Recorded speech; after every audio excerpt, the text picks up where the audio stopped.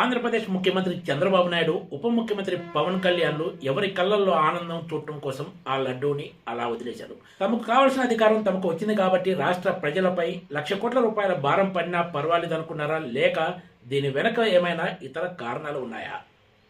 YCP హయాంలో solar energy corporation of India సెక్యూతో కుదిరిన ఒప్పందంపై రాష్ట్ర ప్రజలపై ₹1,00,00,000 భారం పడుతుందంటూ అధికారంలోకి రాకముందు, అధికారంలోకి వచ్చిన తర్వాత కూడా ముఖ్యమంత్రి Chandrababu Naidu power point presentation ద్వారా మరి ఈ విషయాన్ని ప్రజలకు చెప్పారు. రాబోయే 20 నుంచి 25 సంవత్సరాల కాలంలో జగన్ కుదుర్చుకున్న ఒప్పందాల వలన ఈ భారం ప్రజలు మోయాల్సి వస్తుందని, ఇది ఏమాత్రం సరికాదన్నారు. దీంట్లో భారీ అవినీతి జరిగిందంటూ కూడా అప్పట్లో ఆరోపించారు. గత ఏడాది అంటే 2025 జనవరి 1న మంగళగిరిలో పార్టీ కార్యాలయంలో మాట్లాడిన ముఖ్యమంత్రి చంద్రబాబు నాయుడు సెకీ విషయంలో జగన్ తమకు లడ్డూలా దొరికాడంటూ సంచలన వ్యాఖ్యలు చేశారు.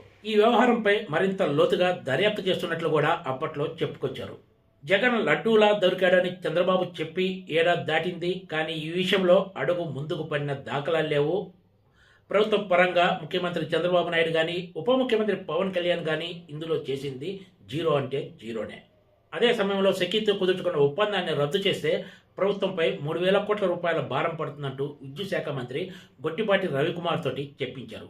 ప్రజలపై పడే ₹1,00,00,000 ఎక్కువ, ప్రభుత్వం కట్టాల్సిన ₹3,000,00,000 ఎక్కువ అంటే సమాధానం పెద్ద కష్టమేమీ కాదు. కానీ తాము ఇప్పుడు ₹3,000,00,000 కట్టలేం, ప్రజలే ఈ ₹1,00,00,000 కడతారన్న చందంగా వ్యవహరిస్తూ వస్తోంది కూటమి సర్కారు. దీంతో చంద్రబాబు హయాంలో కూడా ఈ సెకీ ఒప్పందం అలా అలవోకగా సాగిపోతోంది. టీడీపీ ప్రతిపక్షంలో ఉన్నప్పుడు ప్రస్తుత ఆర్థిక మంత్రి పయ్యావుల కేశవ్ ఇదే అంశంపై హైకోర్టులో కేసు దాఖలు చేయటమే కాదు, రాష్ట్ర సంపదను అదానికి దోచిపెడుతున్నారంటూ కూడా అప్పట్లో జగన్ సర్కార్పై విమర్శలు గుప్పించారు ఆయన. ఇప్పుడు చంద్రబాబు దగ్గర నుంచి పవన్ కళ్యాణ్, పయ్యావుల కేశవ్ అంతా గప్చుప్. ఇందులో అత్యంత కీలక విషయం ఏమిటంటే, స్వయంగా చంద్రబాబు నాయుడే సెకీ ఒప్పందం విషయంలో జగన్ లడ్డూలా దొరికాడని చెప్పి కూడా ఈ విషయాన్ని పూర్తిగా వదిలేయటమే. పొరుగునే ఉన్న రాష్ట్రం తమిళనాడులో అదానితో కుదిరిన ఒప్పందాలను కూడా రాష్ట్ర ప్రజలపై భారం పడుతుందని చెప్పి రద్దు చేశారు. ఆంధ్రప్రదేశ్లో మాత్రం ఇది భారీ స్కామ్ అని, ఈ ఒప్పందమే అక్రమాన్ని విమర్శించి రాష్ట్ర ప్రజలపై ₹1,00,00,000 భారం పడినా పర్వాలేదన్న చందంగా ఇప్పుడు చూసి చూడనట్లు ఈ వ్యవహారాన్ని వదిలేయటం తీవ్ర చర్చనీయాంశంగా మారిందనే చెప్పాలి. టీడీపీ ప్రతిపక్షంలో ఉన్నప్పుడు సెకీపై ఎన్నో విమర్శలు చేయగా, అప్పట్లో విద్యుత్ శాఖలో కీలక బాధ్యతలు నిర్వహిస్తున్న ప్రస్తుత సీఎస్ విజయానంద్ ఈ ఒప్పందం ఎంతో చారిత్రాత్మకమైందంటూ, ఇది రైతుల కోసమే అప్పటి సీఎం జగన్మోహన్ రెడ్డి చేసుకున్నారని ప్రకటించారు.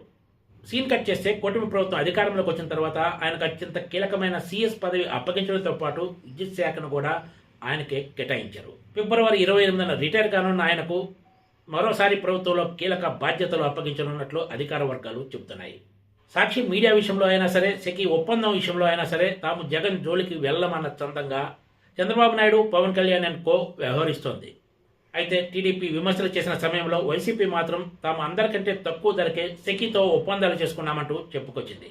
ఆంధ్రప్రదేశ్లోని కూటమి ప్రభుత్వం ఈ విషయాన్ని ఇప్పుడు పూర్తిగా వదిలేసింది. దీని వెనక రకరకాల కారణాలు, పెద్ద ఎత్తున ప్రయోజనాలు వనగురాయి కాబట్టే ఇప్పుడు కూటమి సర్కార్ ఈ విషయాన్ని కన్వీనియంట్గా పట్టించుకోవడం మానేసిందనే చర్చ కూడా రాజకీయ వర్గాల్లో సాగుతుంది. Please subscribe TGTV.